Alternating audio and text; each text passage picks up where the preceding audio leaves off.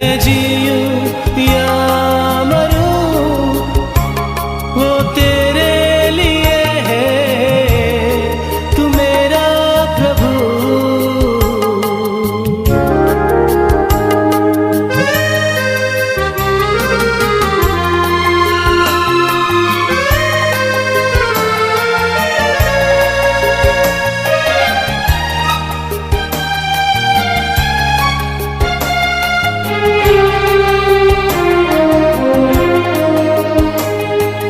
पिछला सब भूल कर मैं आगे दौड़ा चलूं, जो मेरे लिए धन था उसको मैं त्याग दूं। पिछला सब भूल कर मैं आगे दौड़ा चलूं, जो मेरे लिए धन था उसको मैं त्याग दूं, कि मैं पाऊं उससे पुरस्कार। दौड़ा मैं जाऊं कि मैं पाऊं उससे पुरस्कार। दौड़ा मैं जाऊं, मैं जीऊं या मरूं वो तेरे लिए है, तू मेरा प्रभु। मेरे जीवन का मकसद तू है, मेरे जीने का कारण तू है। मैं जीऊं या तेरे लिए है, तू मेरा प्रभु।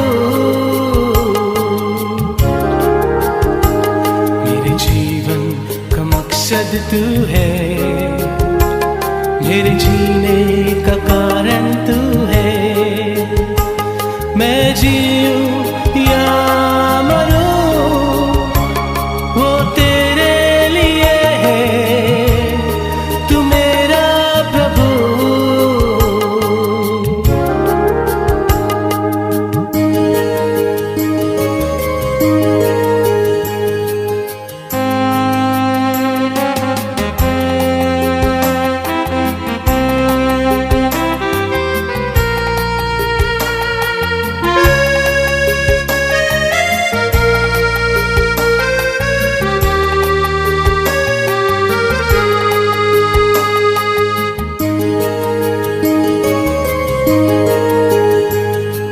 मुझ पर हुई है कृपा, बेकार न जाने दूं। जिसने मुझे है चुना उसकी ओर मैं बढ़ूं। मुझ पर हुई है कृपा, बेकार न जाने दूं। जिसने मुझे है चुना उसकी ओर मैं बढ़ूं। देखूं तेरी सलीब पर खींचा मैं जाऊं। देखूं तेरी सलीब पर खींचा मैं जाऊं।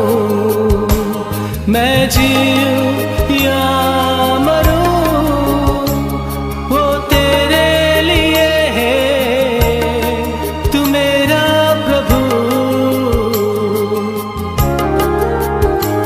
मेरे जीवन का मकसद तू है, मेरे जीने का कारण तू है। मैं जीऊं या वो तेरे लिए है, तू मेरा प्रभु।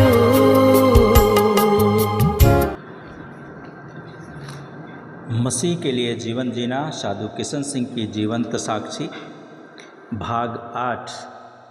लद्दाख में सन 1945 और 46 में लद्दाख में जीवन व्यतीत करना। साधु किशन सिंह अपनी माँ के कथनानुसार उस जगह पर जाकर विचार करना चाहते थे जहाँ अभी तक कोई प्रचारक प्रभु यीशु मसीह की वाणी सुनाने के लिए नहीं गया था। दिल्ली के ईसाई भाइयों से उन्हें पता लगा कि लद्दाख एक ऐसा प्रदेश है जहाँ बाइबल के ज्ञान की ज्योति अभी तक पूरी रीति से नहीं पहुँची है। वहाँ बर्फीली पहाड़ी प्रदेश था जिसके कारण यातायात की सुविधा बिल्कुल ना थी।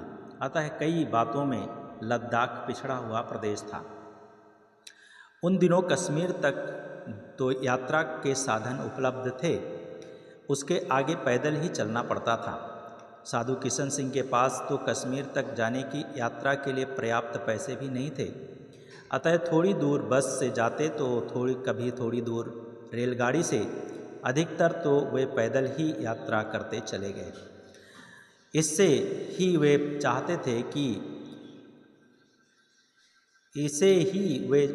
चाहते भी थे क्योंकि आगे उन्हें पैदल ही चलना था। कहीं चढ़ाई होगी तो कहीं उतार, अतः उन्होंने अभ्यस्त भी होना था। पैदल यात्रा का दूसरा भी एक उद्देश्य था, जो कि चलते चलते मार्ग में कई गांवों से होकर चलना पड़ेगा, जिससे गांव वालों से मिलने तथा परमेश्वर अर्थात प्रभु यीशु मसीह के प्रेम के संबंध में 2-4 बातें बताने व समझाने का अवसर भी मिल जाएगा।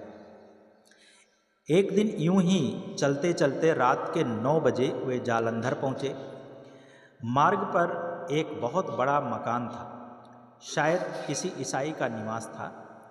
बाहर से ही उन्होंने देखा कि घर के भीतर प्रभु यीशु की एक बहुत बड़ी तस्वीर दीवार पर लगी हुई थी।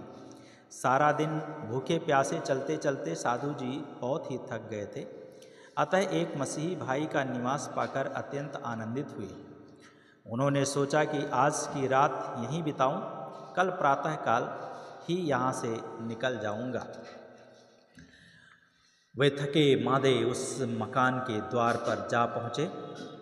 उन्होंने दरवाज़ा खटखटाया तो अधेड़ उम्र के एक व्यक्ति ने दरवाज़ा को खोला।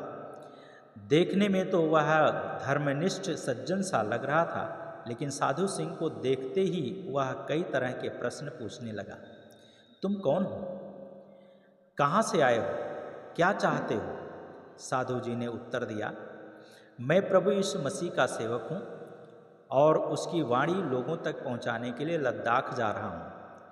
यदि आपकी अनुमति मिले तो आज की रात इस बरामदे में ठहर कर विश्राम करूँगा। तुम मसीही हो, यह तो ठीक है, परंतु तुम किस मिशन के हो? उस व्यक्ति ने संदेहपूर्वक पूछा। इससे पहले किसी ईसाई ने ऐसा प्रश्न नहीं किया था। आज भी ये प्रश्न जायज़ है और बहुत सारे लोग पूछते हैं इस प्रश्न को। आप किस मिशन के साथ सेवा करते हैं? आप कहाँ सेवा करते हैं? आप कहाँ रहते हैं? कहाँ के हैं? ये सारी चीज़ें आज का समय में भी पूछी जाती हैं। जिस किसी भी ईसाई से वे मिलते थे वे उन्हें प्रेम पूर्वक अपनाते रहे। अतः विचित्र प्रश्न सुनकर उन्हें बड़ा आश्चर्य हुआ।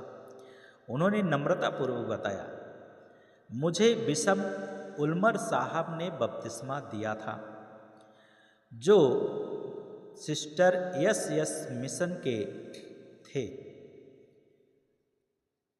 किंतु मैं किसी भी मिशन पर विश्वास नहीं करता। मैं तो केवल प्रभु यीशु मसीह पर विश्वास करता हूँ। मेरी दृष्टि में सब मनुष्य समान हैं। मैं सबको अपना भाई समझता हूँ, भाई बहन समझता हूँ।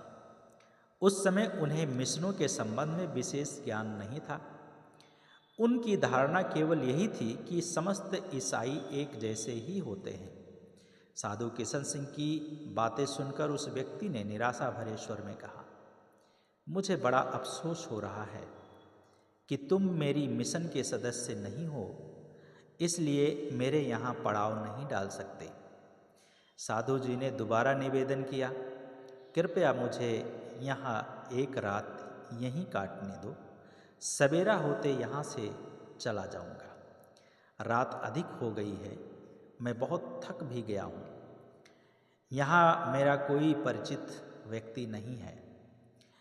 लेकिन वह व्यक्ति जो धार्मिक सा दिख रहा था, किसी भी तरह मानने वाला नहीं था। उसने साधु जी से कहा, आओ मैं तुम्हारे लिए प्रार्थना करता हूँ, परमेश्वर तुम्हारी सहायता अवश्य करेगा। वह प्रार्थना करने लगा, हे परमपिता परमेश्वर, तू इस युवक की सहायता कर, इसे आशीर्वाद दे। आज की रात इसके सोने की व्यवस्था कर, यात्रा में इसकी रक्षा कर, इसे मार्ग में किसी भी वस्तु का अभाव ना हो। यूं लंबी प्रार्थना के अनंतर उसने साधु जी से कहा, अब तुम जा सकते हो। मैंने परमेश्वर से कह दिया है, वह तुम्हारी सहायता करेगा।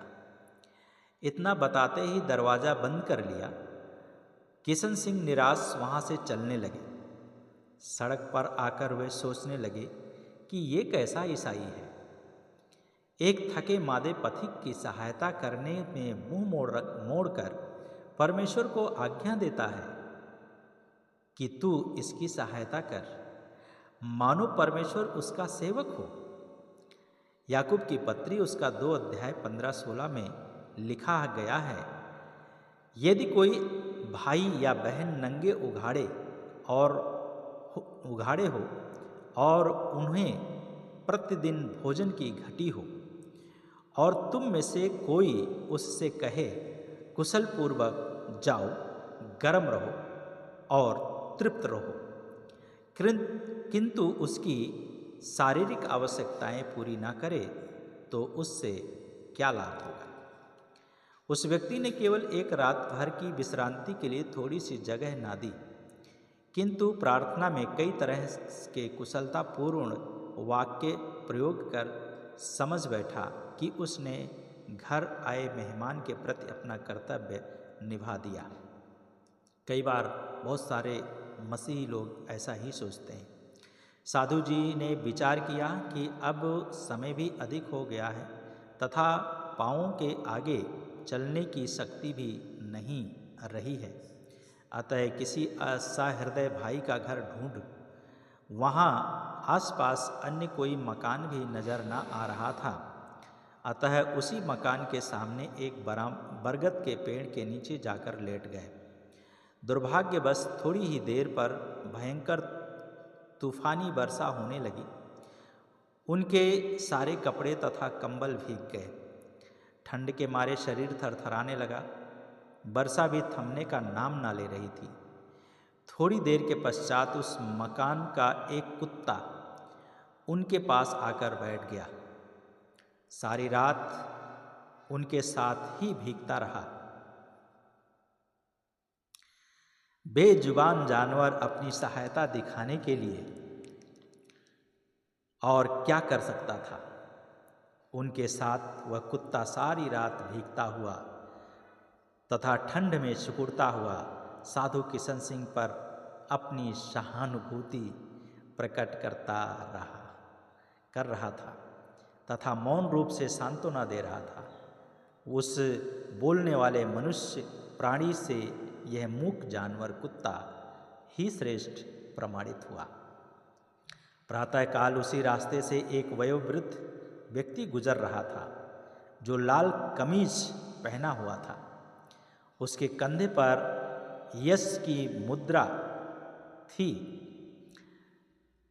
जिससे यह मालूम हुआ कि यह साल्वेशन यानी मुक्ति फौज ईसाई का है। उसकी नज़र भीगते हुए साधु जी पर पड़ी तो उसके पैर रुक गए। वह सीधे उस पेड़ के नीचे आया और उसने साधु जी की ओर ध्यान से देखा, फिर मुड़कर सामने वाले उस मकान की ओर देखकर थूक दिया। उसके बाद साधु जी को अपने साथ लेकर अपने घर की ओर चल पड़ा। उसकी छोटी सी वह झोपड़ी उसकी दरिद्रता की प्रतीक सी दिख रही थी। वो उस मुक्ति फौज के सेनानी ने साधु का ना तो नाम पूछा, न धर्म मजहब ही, परंतु अपने पुत्र के सूखे कपड़े दिए, उनके भीगे गंदे कपड़ों को धोकर सुखा दिया और भोजन कराया। इस निर्धन मनुष्य के प्रेम तथा सेवा सत्कार से साधु जी बहुत ही प्रभावित हुए। उन्होंने अपनी सारी कहानी उनको सुना दी, जिसे सुनकर वह और उसके परिवार के लोग बहुत खुश हुए। उसने साधु जी के लिए पठानकोट तक का रेल टिकट करवाया, जिससे वे आराम से पठानकोट जा पहुँचे। वहाँ से बस द्वारा श्रीनगर गए। थोड़े दिन लाल चौक में ठहरकर प्रवचन सुनाते रहे। यहीं रहकर उन्होंने लद्दाख तथा लद्दाख के मार्ग के संबंध में बहुत सी बातें मालूम कर लीं, जो उनकी यात्रा के लिए बहुत बड़ी आवश्यक थी। लद्दाख जाने का मार्ग बहुत भयंकर तथा आफतों से भरा था। सामान्यतया मार्ग पक्का नहीं था, बर्फ पर ही चलना पड़ता था। चारों ओर बर्फ से ढके हुए पहाड़ नजर आते थे। ठंड से बचने के लिए पर्याप्त गर्म कपड़ों की बड़ी आवश्यकता होती थी। वहाँ के शीत से बचने के लिए कांगड़ी नामक एक तरह की अंगीठी को अपने सीने के पास हमेशा रखना पड़ता था। कांगड़ी नाम की अंगीठी। मार्ग पर कुछ भी नहीं मिलता, अतः अपनी आवश्यक वस्तुओं को तथा भोजन सामग्रियों को साथ लेकर जाना पड़ता था। यात्रा की पूरी तैयारियां होने पर वे लद्दाख के लिए प्रस्थान हुए। थोड़ी दूर तक घोड़े पर सवार होकर चले, उसके उपरांत पैदल ही चल पड़े। साथ ना तो कोई मित्र था, ना कोई मार्गदर्शक ही थे। अकेले ही उस अपरिचित मार्ग पर निसहाय चलते जा रहे थे। दिन के समय सूर्य की गर्मी के कारण बर्फ पिघलने लगी थी, इसलिए दिन में चलना खतरे से खाली ना था। अतः रात के 2 बजे से सवेरे के 8 बजे तक चलना पड़ा। ठंड के मारे हाथ पैर सिकुड़ने लगे। कई बार कच्ची बर्फ से फिसलकर गिर पड़े, किंतु साहस के साथ उठकर आगे बढ़ते ही जा रहे थे। मार्ग में कितने ही कष्ट और विघ्न होते ही रहे, परंतु उन पर अधिक ध्यान दिए बिना अपने लक्ष्य पर ध्यान रखते हुए आगे बढ़ते ही चले। खाने पीने की जो भी सामग्रियां साथ लेकर चले थे, थोड़े दिनों में ही समाप्त हो गई थीं। रास्ते में खाने के लिए कुछ भी नहीं मिल रहा था। आखिर भूख के मारे विवश होकर पेड़ों की पत्तियां, फल फूल इत्यादि खाकर दिन काटते रहे। कुछ हानिकारक पत्तियां ऐसी भी थीं जिनको खाने से पेट में खराबियां होने लगी थी, जिसका अनुभव भी उनको हुआ। कभी उल्टी होती तो कभी पेट में असहाय दर्द। इस तरह के अनेक दुख दर्दों को समझौता करते हुए केवल इस उम्मीद से पर कि प्रभु यीशु की मनोकामना को पूरी करेगा, आगे की ओर बढ़ते ही जाते रहे। 30 दिनों तक लगातार चलते रहने के उपरांत दूर पर एक छोटी सी बस्ती नजर आई। प्रभु यीशु को धन्यवाद देते हुए धीरे धीरे उस बस्ती में जा पहुँचे, जिसका नाम था खरदोन। उस बस्ती का नाम खरदोन था, जहाँ पर वो 30 दिन के बाद पहुँचे। सबसे पहले उनकी भेंट शराबियों के एक झुंड से हुई और साधु जी ने उनको उपदेश देना शुरू किया। अपने इस उपदेश में उन्होंने बताया, शराब पीना अच्छा नहीं है, इससे धन की, मान की और स्वास्थ्य की हानि ही होती है। शराब पीने से धन की, मान की और स्वास्थ्य की हानि ही होती है। इसे सुनकर वे शराबी लोग क्रोधित हुए और उस क्रोध के आवेश में केवल गालियां ही ना दी, लाठियों से मारने के लिए तैयार हो गए थे। एक व्यक्ति के हाथ में भाला था। उसने उस भाले को उनकी कनपटी में भोंक दिया। बाप रे! खून की धारा फूट निकली। वह व्यक्ति भाला को वापस निकाल ना सका। उसे वैसे ही छोड़कर अपने साथियों से बोल उठा, चलो बस अब मर ही जाएगा, अब और मारने की ज़रूरत नहीं है। वे लोग साधु जी को यूं ही छटपटाते छोड़कर चले गए। इतने में एक वृद्धा स्त्री उस ओर आई तथा साधु जी की ये हालत देखकर बहुत ही तड़प उठी। उसने बड़ी ही सावधानी से भाला को उखाड़कर फेंक दिया। भाले को निकालते ही खून और भी अधिक तेजी से निकलने लगा।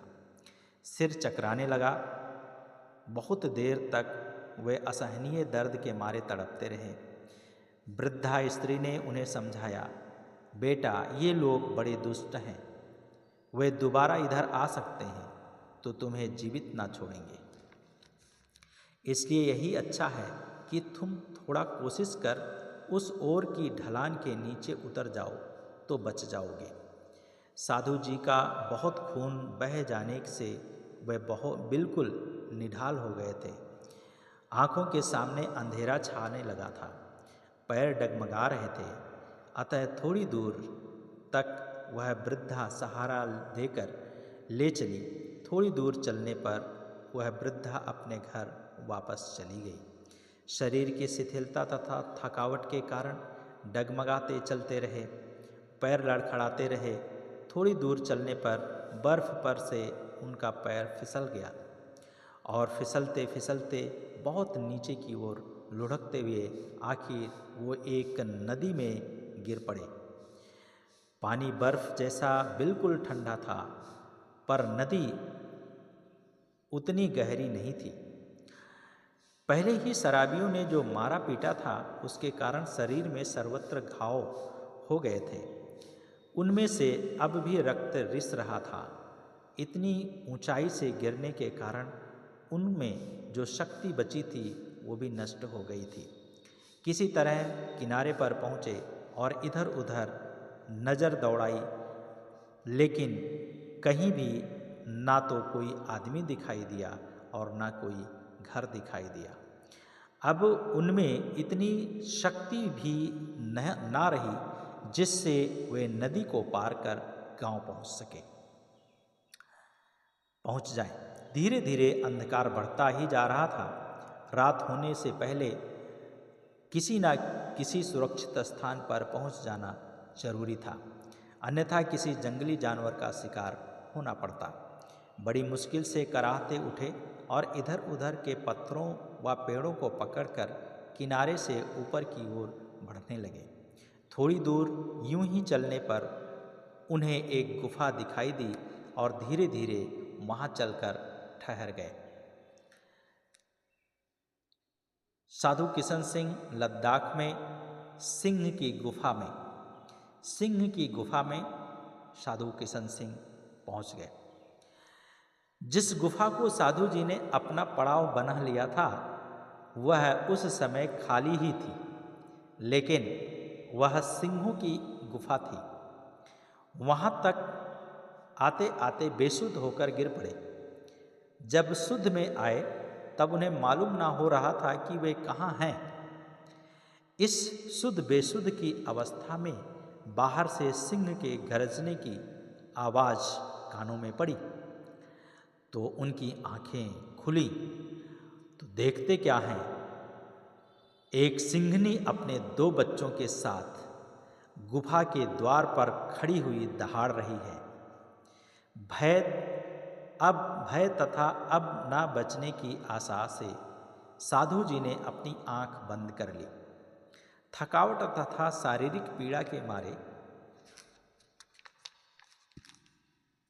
अब थोड़ा भी हिलना कठिन हो गया था। उन्होंने सोचा कि इस असहनीय वेदना से अब मुक्त हो जाऊंगा तथा यह सिंहनी अपने बच्चों को साथ लेकर मेरे शरीर को थोड़ी ही देर में समाप्त कर देगी। सद्रक मेशक अबेदनगो का परमेश्वर आज भी जिंदा है। हालेलुया। सद्रक मेशक और अबेदनगो को आग में डाला गया। दानियल को सिंह की माद में डाला गया, कोई खरोच नहीं हुआ। दानियल का परमेश्वर आज भी जिंदा है। हालेलुया। साधु जी ने समझा कि यही मेरे जीवन का आखिरी घड़ी है, अतः मन ही मन परमेश्वर से प्रार्थना की, हे प्रभु, मैं अपनी आत्मा को तेरे चरणों पर समर्पित करता हूँ, उसे तू ग्रहण कर। तब वे सिंहनी के आक्रमण की प्रतीक्षा करने लगे। लेकिन ये क्या है? कैसी आश्चर्यजनक बात हुई। सिंहों ने दहाड़ना बंद कर दिया प्रार्थना के बाद, तथा धीरे धीरे कदम बढ़ाते हुए अंदर आए और साधु जी के घावों को देखा और सूंघा और चुपचाप उनके चारों तरफ जुड़कर बैठ गए। हालेलुया।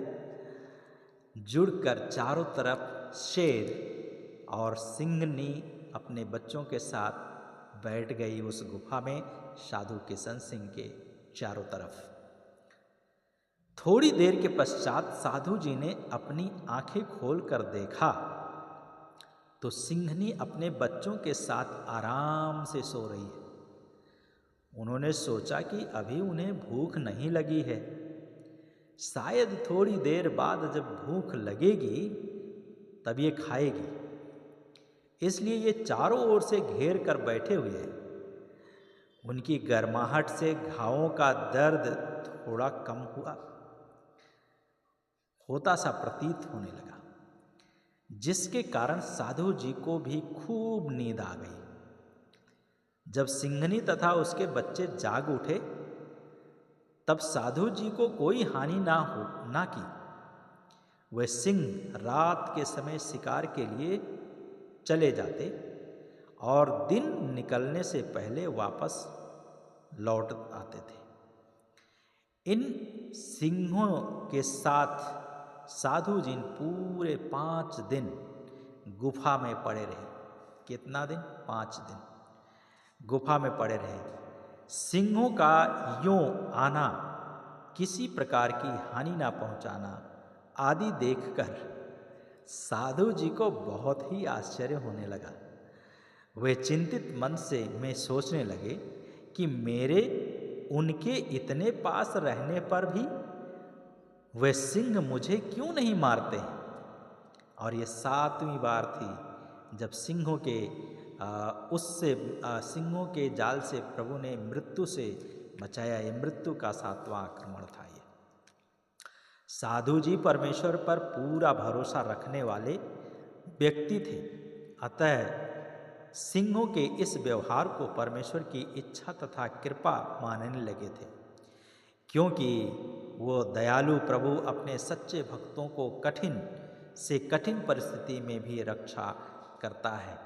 दानियल 6 अध्याय उसका 21वें पद में लिखा है, दारा राजा ने भक्त दानियल को सिंहों की माद में डलवा दिया था, लेकिन प्रभु के दूत ने वहां आकर सिंहों का मुंह बंद कर दिया था। वाह, क्या बात है! सिंहों के मुंह को बंद कर दिया था, इसलिए सिंह दानियल को नहीं खा सके थे। उसी सर्वशक्तिमान दयालु प्रभु ने उन सिंहों के द्वारा साधु जी की रक्षा की थी और प्रभु ने उनको वहाँ पे बचाया। हमारा प्रभु आज भी अद्भुत है। वो न केवल दानियल को बचाया था, लेकिन हमें और आपको भी बचाने की सामर्थ्य रखता है। क्या हम उस पर इस प्रकार से पूरी तरीके से समर्पित होकर प्रभु के साथ में चलने के लिए तैयार हैं या नहीं? ये तैयार हैं तो प्रभु हमें और आपको भी बचाएंगे। हालेलुया। बर्फ में साधु किशन सिंह, बर्फ में साधु किशन सिंह गुफा में 5 दिन ठहरने के बाद 6वें दिन दोपहर के समय वे बाहर निकल पड़े। जब वे थोड़ा स्वस्थ से लग रहे थे, लेकिन आहार के न्यूनता के कारण थोड़ा निर्बल थे। गुफा के बाहर आकर वहाँ के पेड़ों में जो भी फल फूल पत्तियाँ आदि मिले उन्हें तोड़कर खाया और नदी के तट पर चलकर पेट भर पानी पिया। पेट भर पानी पिया तो उनकी आँखों में से रोशनी आई। वहाँ से धीरे धीरे आगे बढ़ते गए।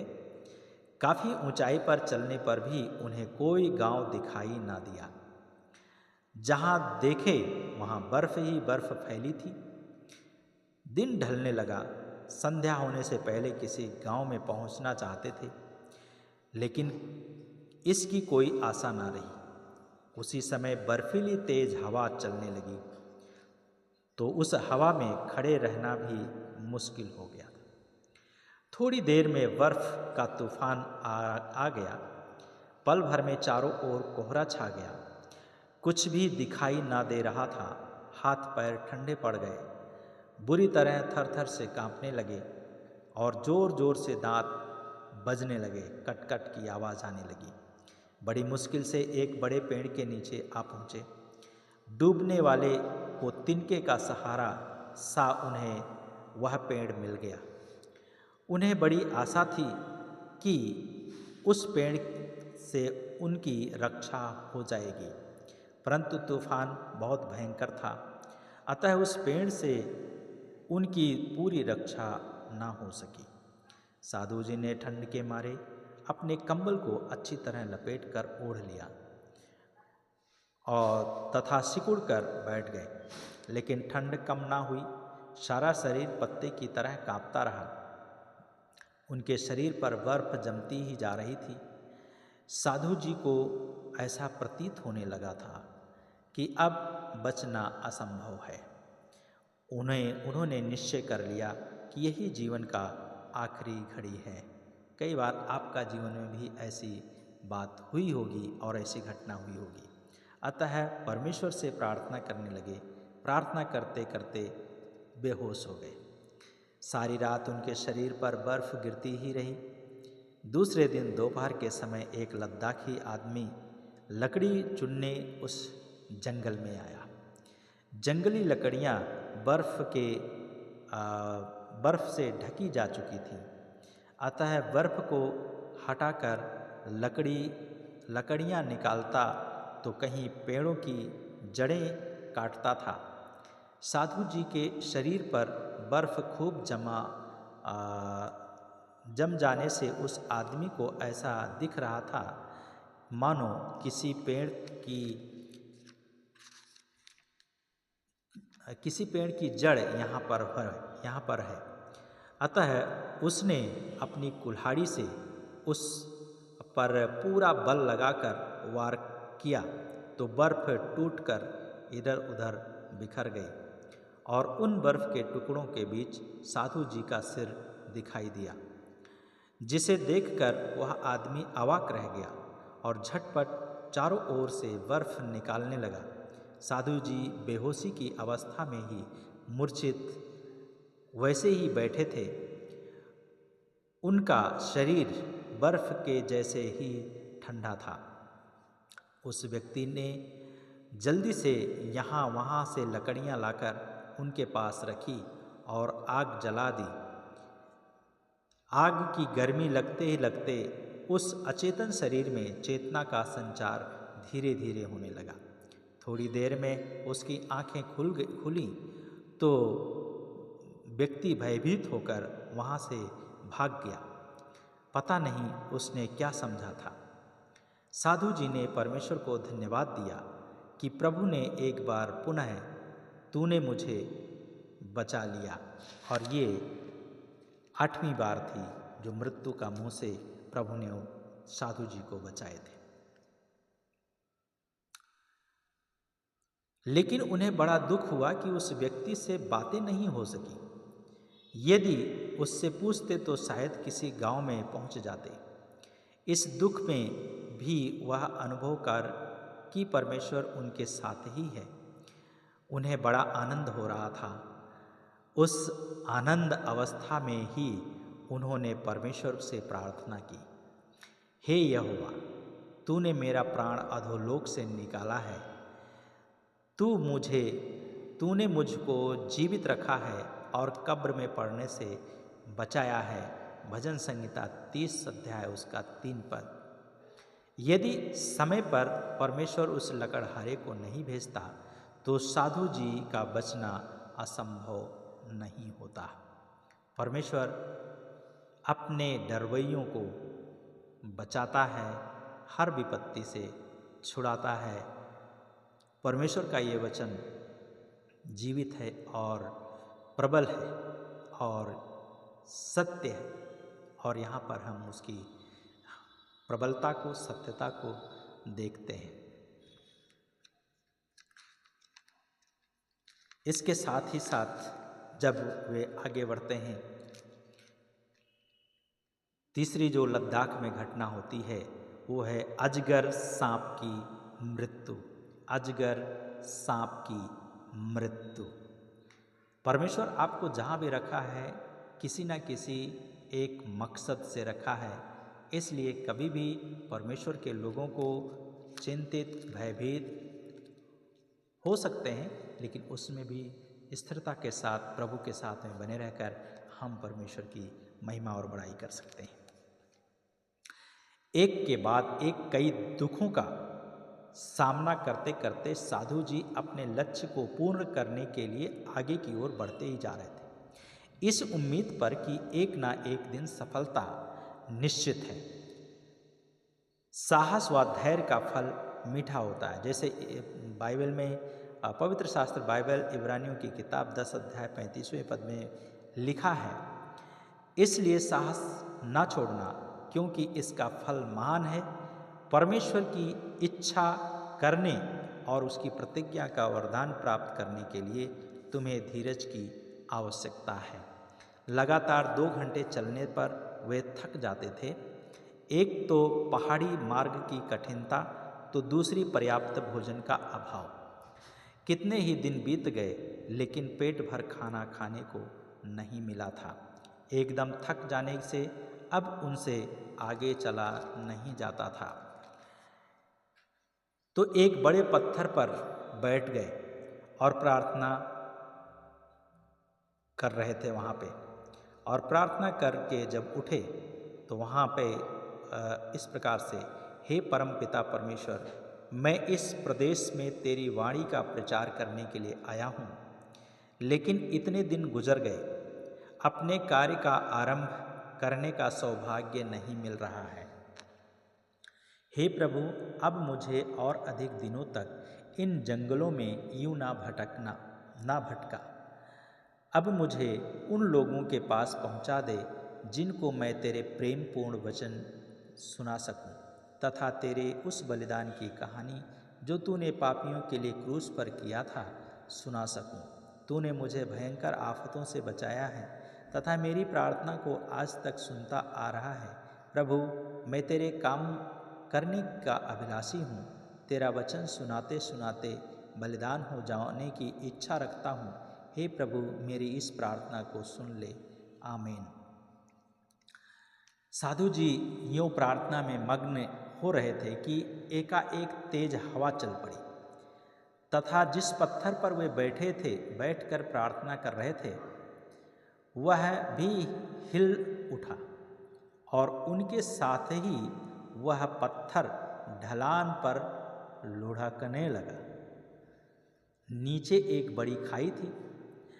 पत्थर तो बहुत बड़ा था, अतः वह पत्थर नीचे की ओर लुढ़कता जा रहा था। उसके पीछे पीछे साधु जी लुढ़कते जा रहे थे। उन्होंने कई बार कोशिश की कि उनका पैर कहीं अटक जाए। उनकी सारी कोशिश बेकार गई। कहीं भी अपने पैर को जमा ना रख सके। नीचे खाई को देखकर भयभीत हो गए और उन्होंने सोचा कि इस बार बच नहीं सकता हूँ। नीचे गिरते ही शरीर टुकड़ों में हो जाएगा।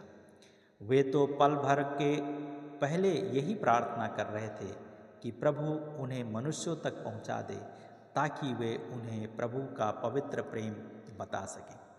किंतु उसके विपरीत परमेश्वर क्या कर रहा है वही हो, ये निश्चित कर रहा है, निश्चित कर कि अब बचना किसी भी प्रकार संभव नहीं है। उनकी आंखें बंद कर प्रभु का ध्यान करने लगे। अपनी आंखें बंद करके प्रभु का ध्यान करने लगे। और उस समय उन्होंने प्रभु से केवल इतना ही मांगा था, हे परमेश्वर, तेरी इच्छा है जो वही हो। अचानक एक भयंकर आवाज़ खाई में गूंज उठी। वह पत्थर जो साधु जी के आगे लुढ़कता जा रहा था, एक बड़े अजगर के सिर पर जा गिरा। उसके गिरने से उत्पन्न आवाज़ तथा उस अजगर की दर्दनाक आवाज़ उस वातावरण में गूंजने लगी थी। परमेश्वर की असीम कृपा के कारण साधु जी के हाथों में एक पेड़ की डाली आ गई, जिसके कारण उस भयंकर मृत्यु से बच गए। उसके बाद बड़ी सावधानी के साथ धीरे धीरे नीचे उतरे। अभी वे संभले भी ना थे कि दो नन्हे नन्हे बच्चे दौड़े दौड़े आकर उनके पैर से लिपट गए। दूर से किसी स्त्री के पुकारने की आवाज़ आ रही थी। वह स्त्री इन बच्चों की माँ थी, जो सामने वाले पहाड़ पर भेड़ों को चरा रही थी। भेड़ों को वहीं छोड़कर वहाँ दौड़ती आई और अपने बच्चों से लिपट गई। उसने साधु जी की ओर मुड़कर देखा और उनके चरणों को छूकर धन्यवाद देने लगी। पहले तो साधु जी के समझ में नहीं आ रहा था कि यह स्त्री ऐसा क्यों कर रही है। पूछने पर उस स्त्री ने बताया, इसी अजगर ने इसके पहले मेरे 2 बच्चों को निगल लिया था। हमारे गांव में के बहुत से बैलों, गायों, भैंसों, बकरियों और आदमियों का भी अहेर कर चुका है। इसे कोई भी मार नहीं सका। यह दुष्ट अजगर आज भी मेरे इन बच्चों को खाने के लिए आया था, लेकिन आपके प्रभु ने उस पत्थर को जिस पर आप बैठे थे लुढ़काकर मेरे बच्चों को बचाया है। मैं उस सामने वाली पहाड़ी पर से सारी बातें देख रही थी। मैंने सोचा था कि मेरे इन बच्चों को ये अजगर आज नहीं छोड़ेगा, लेकिन आपका परमेश्वर महान है, जिसकी असीम कृपा से मेरे बच्चे जीवित अवस्था में मुझे मिल गए हैं। हमारा बहुत दिनों का यह शत्रु आज मारा गया है। साधु जी तो अपनी आंखें बंद कर प्रार्थना में लीन थे, अतः उनको पता नहीं लगा कि वह पत्थर कैसे गिरा। उस स्त्री ने ही उनको समझाया। आप जब उस पत्थर पर बैठे हुए थे, तब आपके सामने सफ़ेद वस्त्रों में एक आदमी खड़ा था। उसी ने उस पत्थर सहित आपको गिरा दिया था। मैं देख रही थी कि वह आदमी अदृश्य हो गया। ठीक उसी समय मेरे बच्चों की चीख सुनाई दी। तुरंत उस ओर नीचे देखा तो वह दुष्ट अजगर बच्चों का पीछा कर रहा था। यह देखते ही मेरे प्राण सूख गए। ठीक उसी समय वह पत्थर उस अजगर के सिर पर गिरा। इससे मुझे विश्वास हो गया कि आप जरूर कोई महात्मा हैं। इसी कारण परमात्मा ने आपको इतना बड़ा चमत्कार करवाया है आपसे। अब आप हमारे गांव चलिए। आपको देखकर गांव के लोग फूले न समाएंगे। वही स्त्री साधु जी को अपने साथ गांव लेकर गई और लोगों को अजगर के मरने की खुशखबरी दी। अजगर की मृत्यु से गांव के लोगों में खुशी की लहर छा गई। तभी तत्काल उस स्थान पर दौड़े सभी लोग जहां वो अजगर मरा पड़ा था। उसके बाद साधु जी के पास आकर अपने अपने शब्दों में धन्यवाद करने लगे। साधु गांव वालों का प्रेम सत्कार पाकर बहुत प्रसन्न हुए। वे सोचने लगे कि प्रभु के कार्य कितने अद्भुत और विचित्र हैं। इस परिचित जाति का परिचय कितनी सुगमतापूर्वक प्रभु ने कराया है। वे तो और ही कुछ सोच रहे थे, परंतु परमेश्वर ने उन्हें मृत्यु की घाटी में से जीवन का मार्ग दर्शाया है। सच ही कहा गया है, सर्वशक्तिमान प्रभु की बुद्धि को कौन समझ सकता है। आहा, कैसा अगाध है परमेश्वर का वैभव, बुद्धि, ज्ञान कैसे गहन और उसके निर्णय कैसे अगम हैं। उसके मार्ग, प्रभु का मन किसने जाना है, अथवा कौन उसका मंत्री हुआ है। किसने उसको कुछ दिया है कि अधिकार पूर्वक मांगे। सब कुछ उसी की ओर से, उसी के द्वारा तथा उसी के लिए है। उसकी स्तुति हो, उसकी स्तुति युगानुयुग हो। रोमियो की किताब 11 अध्याय 33 से 36 पद में इस बात को हम लोग पढ़ते हैं। कोई भी ये नहीं जानता कि परमेश्वर क्या चाहता है। साधु जी मार्ग न जानने के कारण कितने दिनों तक जंगलों में भूखे प्यासे भटकते फिरते रहे, लेकिन प्रभु ने उनकी प्रार्थना सुनकर उनको मनुष्यों तक पहुंचा दिया, और वो भी ऐसे चमत्कार से कि जिससे लोग उनका आदर सत्कार करने लगे। साधु जी को उन दिनों लद्दाखी भाषा में बोलना उतना नहीं आता था, लेकिन वहाँ के लोग थोड़ा बहुत उर्दू समझते थे। अतः उर्दू में ही उन लोगों को प्रभु का प्रेम, उसका बलिदान तथा उसकी महानता समझाने लगे। धीरे धीरे एक एक करके सभी लोग प्रभु यीशु मसीह को ग्रहण करने लगे। गांव के मुखिया और बहुतों ने प्रभु यीशु पर विश्वास किया। इस तरह नए व्यक्तियों ने प्रभु यीशु को अपना मुक्तिदाता के रूप में ग्रहण किया। उन लोगों के साथ साधु जी बहुत दिनों तक रहे तथा उन्हें बाइबल की सच्चाई सुनाते रहे। उसी स्थान पर प्रभु की महिमा के लिए एक कलीसिया की स्थापना उन्होंने की थी। परमेश्वर की महिमा हो इस महान कार्य के लिए जो अभी हम लोग सुना है। परमेश्वर आपके द्वारा भी बड़े बड़े काम कर सकता है। आइए प्रार्थना करें। प्रभु यीशु, हम धन्यवाद देते हैं आपका इस काम के लिए, साधु किशन सिंह के जीवन की इस जीवंत गवाही के लिए, जिसके द्वारा प्रभु जी आपने अद्भुत कार्य किया। हम प्रार्थना करते हैं आज के दिनों में भी ऐसे ही लोगों को आप खड़ा करें, ताकि लोग आपकी महिमा कर सकें और आपकी बड़ाई कर सकें। धन्यवाद के साथ आपके हाथों में सभी को समर्पित करते हैं। हर एक से अपने इस वचन के द्वारा, इस गवाही के द्वारा आप बातें करें। धन्यवाद साथ प्रार्थना यीशु के नाम से मांगते हैं। आमीन आमीन। प्रभु आशीष दे।